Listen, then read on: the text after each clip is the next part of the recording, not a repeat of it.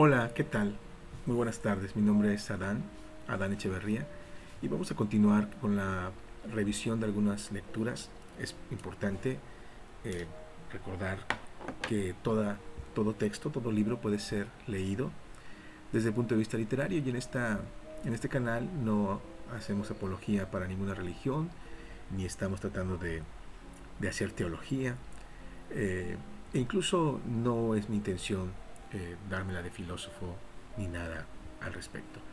Pero sí eh, me gusta que toda lectura pueda ser comentada, e incluso las llamadas sagradas escrituras, para quien puedan ser sagradas las escrituras. Y desde ese punto de vista me parece interesante muchas lecturas. Soy un ávido lector de la Biblia y también del Corán y de otros libros que han caído ante mis ojos, que tienen que ver con religiones. Y en este caso siempre escucho hablar en contra de las religiones, pero como me decía una vez un amigo sacerdote ya fallecido, Adán me decía: no hables exclusivamente de la iglesia, todos somos iglesia. Habla, ni hables de la religión, habla de la jerarquía eclesiástica. Y la jerarquía eclesiástica evidentemente es humana, es lo que forma la institución. Y en este caso, esta institución, humanos al fin, pues pueden ser corruptos, corruptores, eh, y padecer todos los males y violar todas las leyes que se pueden imaginar, pues porque evidentemente, como tú, como yo, son humanos y padecen dentro de sí mismos esa lucha constante entre el bien y el mal. Entonces, no vamos a centrarnos en analizar eso acá, sino en analizar la sociedad en general, que los incluye a todos los religiosos y a los no religiosos, y hablaremos de lo que son las lecturas. Y en este canal, analizarlos es parte importante, conocer esas lecturas y leerlas como leemos cualquier literatura. Particularmente quiero traerles este capítulo del Evangelio de Mateo, el capítulo 10, porque me parece muy interesante lo que señala y cómo lo va señalando. Es un capítulo eh, que no escuchas mucho cuando vas a misa. Los que van a misa no lo escuchan mucho porque evidentemente su interpretación puede ser de muchos ámbitos. Vamos a escuchar lo que dice. Dice: y llamando a sus 12 discípulos les dio poder sobre los espíritus inmundos para expulsarlos. Desde ahí ya parece interesante, ¿no? ¿Cuántas historias tenemos y vemos llevadas al cine, a la televisión, sobre esto, ¿no? Sobre eh, el tener poder sobre los espíritus inmundos, es decir, poder expulsar a los demonios, podríamos definirlo, y para curar toda enfermedad y toda dolencia. Va otra vez. Y llamando a sus 12 discípulos les dio poder sobre los espíritus. Jesús les dio poder a sus discípulos sobre los espíritus para expulsarlos y para curar toda enfermedad y toda dolencia. Es importante señalar que acá dice los espíritus inmundos. Evidentemente yo creo que le da poder sobre todos los espíritus, no sobre los inmundos y los no inmundos. Los nombres de los 12 apóstoles son estos. Había dicho discípulos, luego dice apóstoles. Primero Simón, llamado Pedro, su hermano Andrés. 2. Santiago, el de Zebedeo, y su hermano Juan. 4. Felipe y Bartolomé. 6. Tomás y Mateo, el publicano. 8. Santiago, el de Alfeo y Tadeo. 10. Simón, el cananeo, y Judas, el Iscariote, el mismo que le entregó. A estos 12 envió Jesús después de darles estas instrucciones. Y eso es interesante. Otra vez, ¿no? No toméis camino de gentiles ni entréis en camino de samaritanos. Es interesante. ¿Sí? Primero son 12 discípulos, luego son apóstoles, luego les da poder sobre los espíritus, para expulsarlos. Interesante. Luego nos plantea quiénes son, luego habla de darles instrucciones. No toméis camino de gentiles ni entréis en ciudades samaritanos. Dirigíos más bien a las ovejas perdidas de la casa de Israel. Y esto es un poco lo que me gustaría apuntar acá y tomarlo en cuenta en toda institución. Que eso es lo que no logran entender incluso los partidos políticos en México. No estás para los que son parte de tu partido. Estás para los que no están en tu partido y estás también para los dentro de tu partido que han sido descarriados, que están descarriados, ¿sí? Que se quieren ir, ¿sí? Y ese es el trabajo que se debe hacer, pero es un trabajo que solo se puede hacer cuando hay ideología. Cuando hay una ideología real, se puede hacer el trabajo. Id proclamando que el reino de los cielos está cerca. Curad enfermos, resucitad muertos, purificad leprosos, expulsad demonios. Gratis lo recibisteis, dadlo gratis. Esto es algo que jamás cumplen todas las iglesias. Por eso es que este capítulo, les digo, no es tan leído, ¿sí? Curad enfermos, resucitad muertos, purificad leprosos, expulsad demonios, ¿sí? Proclamar el reino de los cielos, que es el primero, proclamar el reino de los cielos, o sea, proclamar la ideología, ¿sí? Lo que se cree, la creencia, ¿sí? Y esa que es la ideología, lo que más se debe proclamar, te dice, hacedlo gratis. Pero toda misa cuesta un dinero, ¿sí? Hay que dar un diezmo, ¿sí? Pastores que exigen dinero, exigen y exigen dinero, exigen incluso de cuando ya hay sectas que han llegado al grado de exigir la venta de sus propiedades y que ese dinero lo donen para el pastor, para el profeta. Y eso sigue ocurriendo. Pero ahí lo dice, gratis lo recibiste, dadlo gratis. No os procuréis oro ni plata ni calderilla en vuestras fajas, ni alforja para el camino, ni 2 túnicas, ni sandalias, ni bastón, porque el obrero merece su sustento. Eso es interesante, ¿sí? El obrero merece su sustento. Pero ese sustento, y aquí es donde dice, yo siempre les he dicho, Jesús es el primer comunista. Cuando se malentiende a Marx y el socialismo, que es ese romper con las ataduras de las religiones, es porque la religión evidentemente es el opio, pero la religión fanatizada, ¿sí? Que incluso en cualquier ámbito se pueden fanatizar, dentro del comunismo igual se pueden fanatizar. El ateísmo también puede estar cargado de fanáticos, ¿sí? ¿Qué es el fanatismo entonces? Es esa, pues dejar de pensar, solamente hacer lo que el otro dice, pues porque ¿para qué pienso yo si ya pensó por mí? Ese es el fin último de todo fanatismo. ¿Para qué? ¿Para qué pienso yo? Mejor hago lo que él me pide porque creo en él. Él tiene la verdad. Y es una falta total de responsabilidad. Porque si pasa algo, pues él me dijo, él es el culpable. Que es un poco lo que argumentan todas las fuerzas militares. No, yo seguí órdenes. A mí me ordenaron hacerlo. ¿Y tú lo ordenaste? Sí, pero yo seguí órdenes, a mí me ordenó.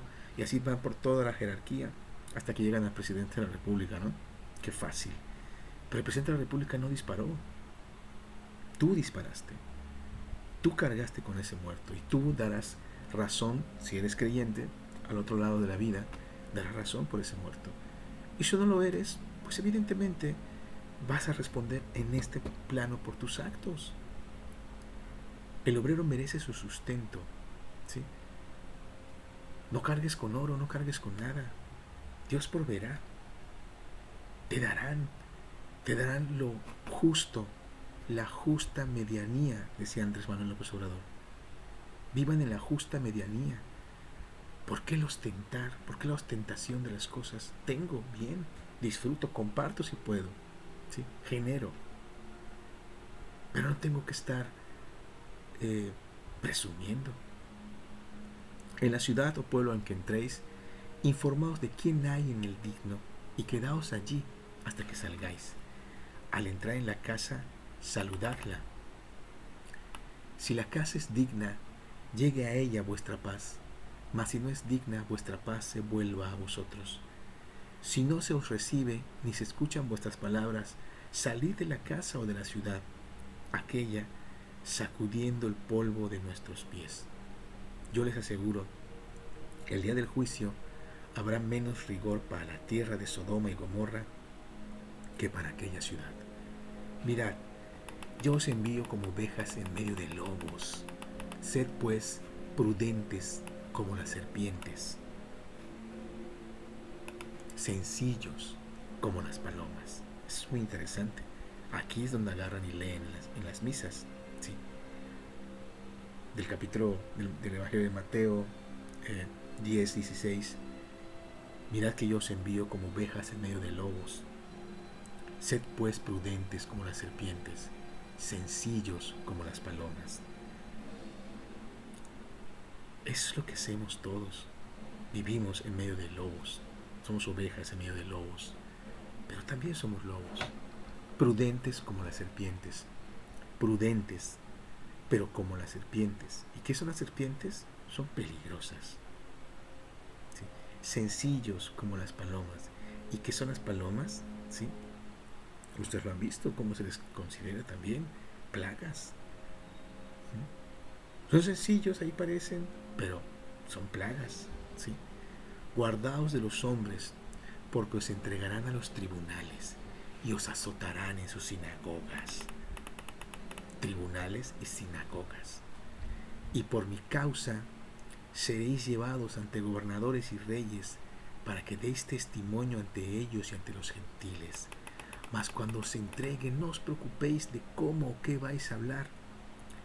Lo que tengáis que hablar se os comunicará en aquel momento. Esto es hermosísimo. Porque no seréis vosotros los que hablaréis, sino el Espíritu de vuestro Padre que hablará en vosotros. Ese es el conocimiento, compañeros, compañeras. Es el conocimiento. ¿Sí? El conocimiento que se nos dio, que se nos ha dado. Y si nos da este conocimiento, tú tienes que estar muy agradecido con tus padres y con aquellos maestros, maestras que te enseñaron a leer. ¿En qué momento el neoliberalismo en México y en el mundo construyó un ideal en la sociedad de maltratar a los maestros, de siempre estar en pleito con los maestros y las maestras? Trascendió en estos días que un chico de 15 años asesinara a sus maestras, a 2 maestras, jóvenes, quizás 30 años cuando mucho, esas chicas, toda una vida de estudios, dedicación. Y hay quienes van a decir, es que las maestras eran muy malas con el muchacho.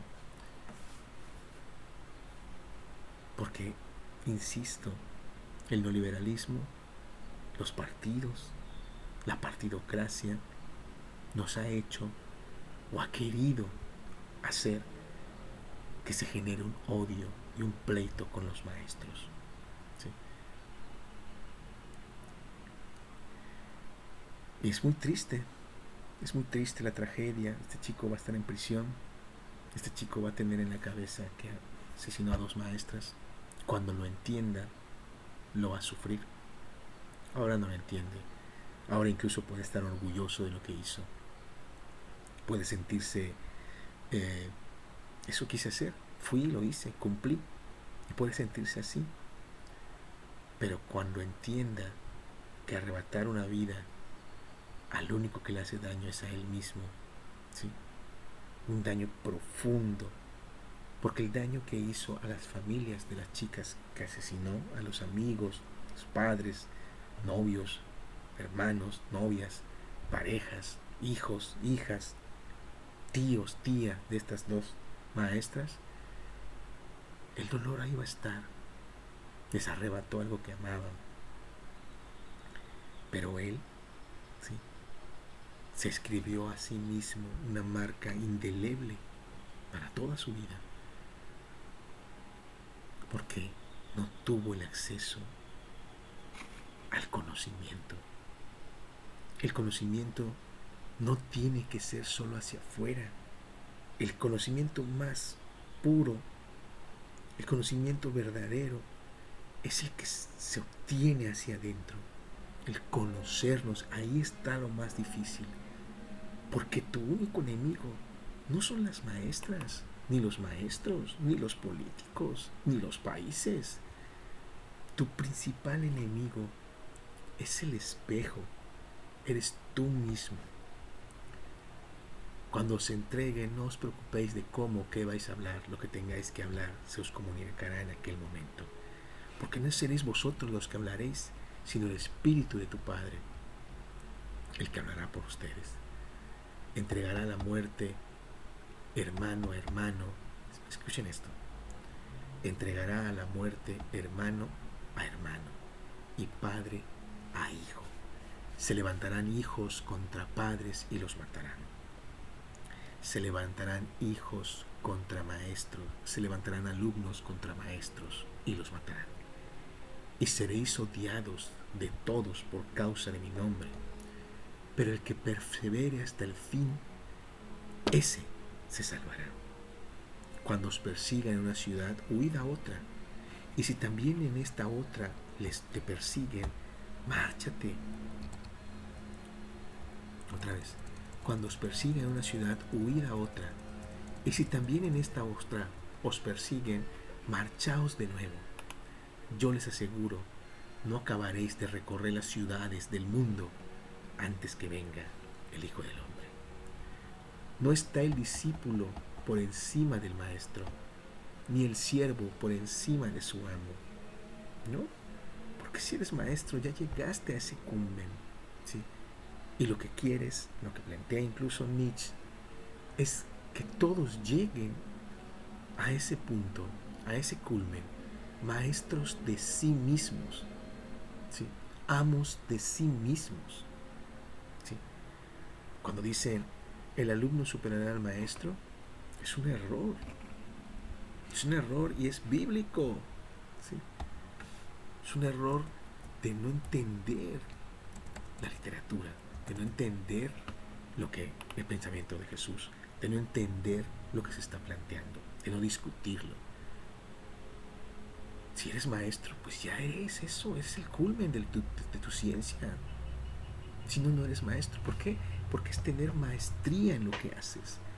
No maestría de un papelito, no, maestría en lo que haces.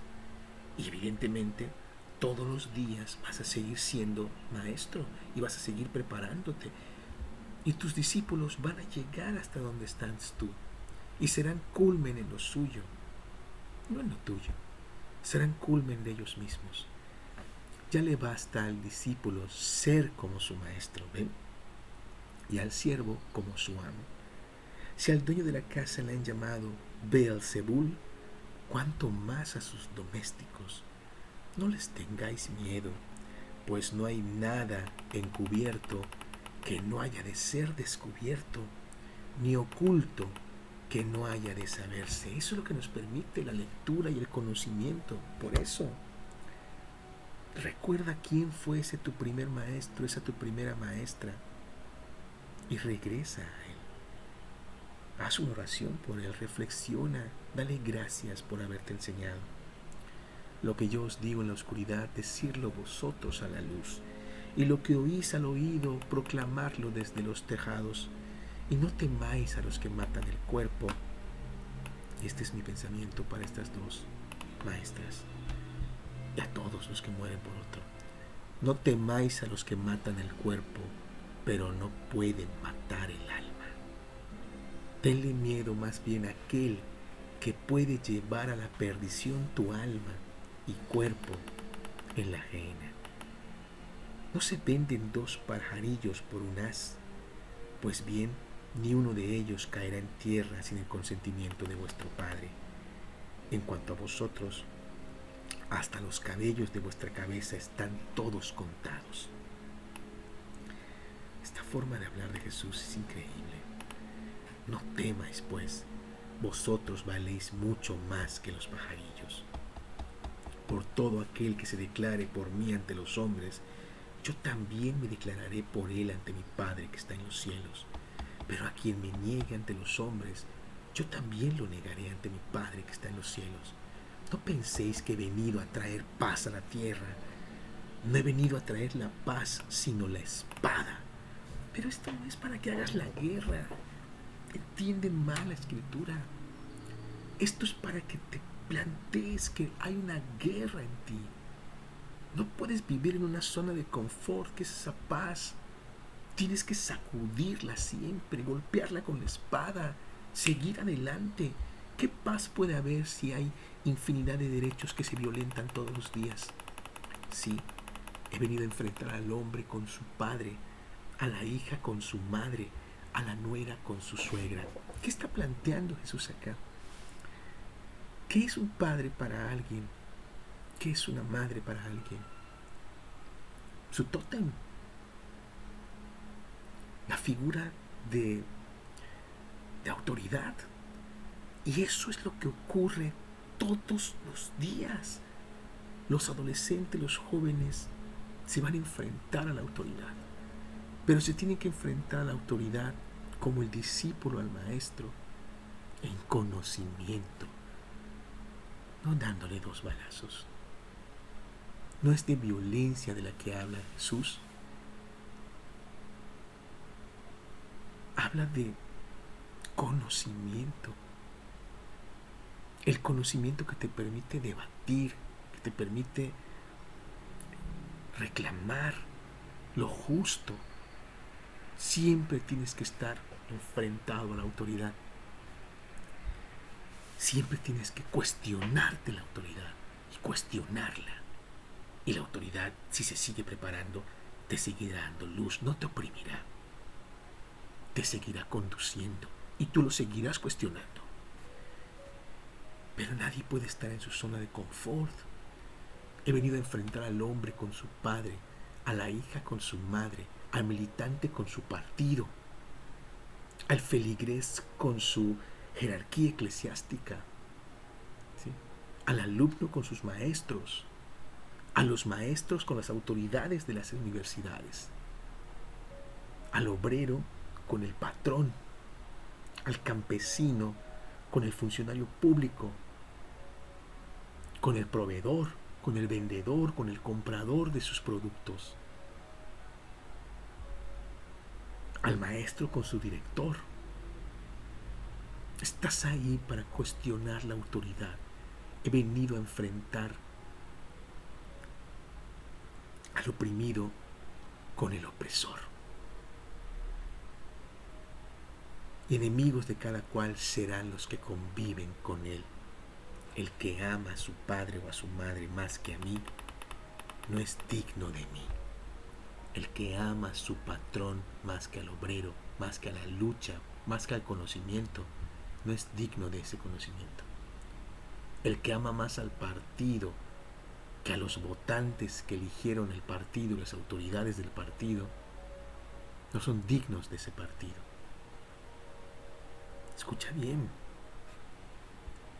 El que ama a su padre, autoridad, a su madre, autoridad, más que a mí, conocimiento, no es digno de mí, del conocimiento.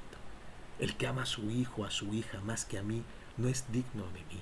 El que solamente está peleando, el que solamente ama al campesinado, pero no el conocimiento, tampoco es digno del conocimiento. Jesús es el conocimiento. Jesús, Dios, es el conocimiento, la capacidad de entendimiento que podamos tener.